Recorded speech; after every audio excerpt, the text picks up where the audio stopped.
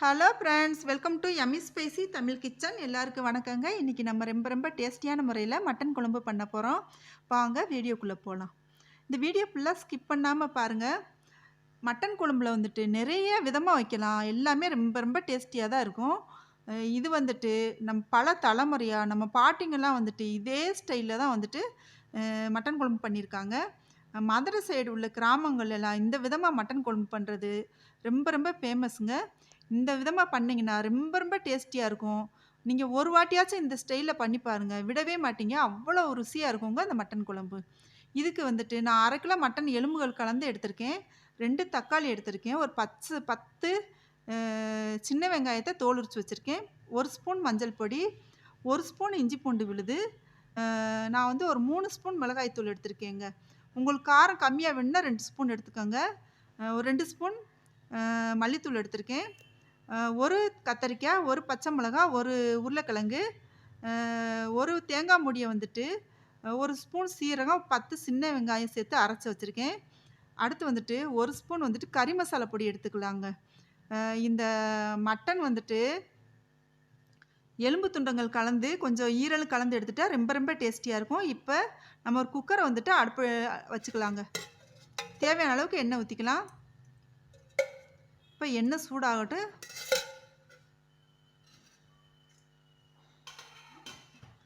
இந்த டைமில் நம்ம இஞ்சி பூண்டு தான் ஒன்றா சேர்த்துக்கலாம். இப்போ மட்டன் துண்டங்கள் இருக்கு இல்லையா, அதை எடுத்து வச்சுக்கலாம். இப்போ இஞ்சி பூண்டு தான் நல்லா வதக்கி வச்சுக்கலாங்க. இந்த டைமில் மட்டனை ஒன்றா சேர்த்துக்கலாம். சேர்த்துட்டு நல்லா கிளறி விட்டுக்கலாம். இது அந்த மட்டன்லேயே ஒரு ஈரப்பதம் இருக்கும். அது சுருடுற அளவுக்கு நல்லா வதக்கணும்.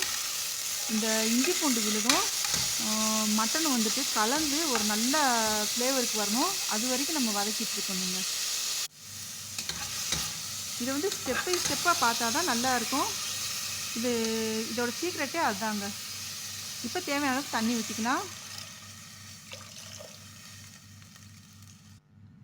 உப்பு போட்டாச்சு, கல் உப்பு போட்டாச்சு. இப்போ குக்கர் மூடி வச்சிடலாம்.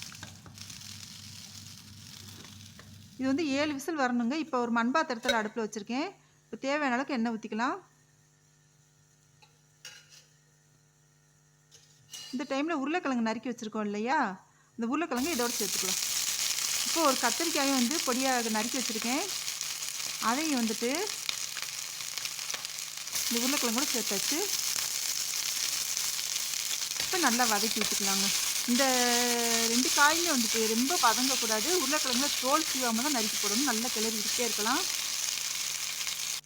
இந்த டைமில் மல்லித்தூள் கலந்தாச்சு. இப்போ கறிமசாலா பொடி இருக்குல்லையா, அதையும் கலந்தாச்சு. இந்த டைமில் மிளகாத்தூள் எடுத்து வச்சுருக்கோம் இல்லையா, அதையும் இதோடு சேர்த்துக்கலாம். சேர்த்துட்டு நல்லா வதக்கி விட்டுக்கலாங்க. இந்த மசாலாவுடைய கொஞ்சம் பச்சை வாசனை போகட்டும். ரொம்ப கருகிடக்கூடாது. லைட்டாக பச்சை வாசனை போகிற அளவுக்கு மட்டும் நம்ம வதக்கி விட்டுக்கணுங்க. நல்லா கிளறி விட்டுக்கலாம். ஆயில் ஜாஸ்தி சேர்க்க வேண்டாம். இப்போ இதுக்கு தேவையான அளவு தண்ணி ஊற்றிக்கலாங்க. இப்போ தக்காளி, பச்சை மிளகா சேர்த்தாச்சு நறுக்கி. இப்போ மஞ்சப்பொடி சேர்த்தாச்சு. நல்லா குழம்பு கிளறி விட்டுக்கலாம். இந்த டைமில் மூடி வச்சிடலாங்க. குழம்பு கொதிச்சு வரட்டும். இப்போ நல்லா கொதிச்சு வந்துருச்சு பாருங்கள். இப்போ குக்கரில் மட்டன் வேக வச்சுருக்கோம். அது ஆவி போன பின்னாடி இதோடு சேர்த்துக்கலாம். இப்போ நல்லா கலந்து விட்டுக்கலாங்க. அந்த மசாலா, அந்த காய் எல்லாமே சேர்ந்து வர மாதிரி. இப்போ தேங்காய் விழுது அரைச்சி வச்சுருக்கோம் இல்லையா, சீரகம், சின்ன வெங்காயம் கலந்து அதை கலந்தாச்சு. நல்லா கிளறி விட்டுக்கலாம். இந்த குழம்பு நல்லா கொதிச்சு வரணும். இப்போ அந்த ஜார் கழுவி ஊற்றியாச்சு. நல்லா கிளறி விட்டுக்கலாங்க. குழம்பு நல்லா கிளறி விட்டுக்கலாம். இப்போ உப்பு போட்டாச்சுங்க, கல் உப்பு. இந்த டைமில் மூடி வச்சாச்சு. இப்போ நம்ம பக்கத்தில் ஒரு கரண்டி வச்சு தாளிக்கலாம். இப்போ தேவையான எண்ணெய் ஊற்றியாச்சுங்க. இப்போ பட்டை, பூ, இலை இந்த ஐட்டம்லாம் எடுத்து வச்சுருக்கோம் இல்லையா, சோம்பு இதை சேர்த்துக்கலாம். கிராம்பு, ஏலக்காயும் இதோடு சேர்த்துக்கலாம். இப்போ பட்டையை சேர்த்தாச்சு.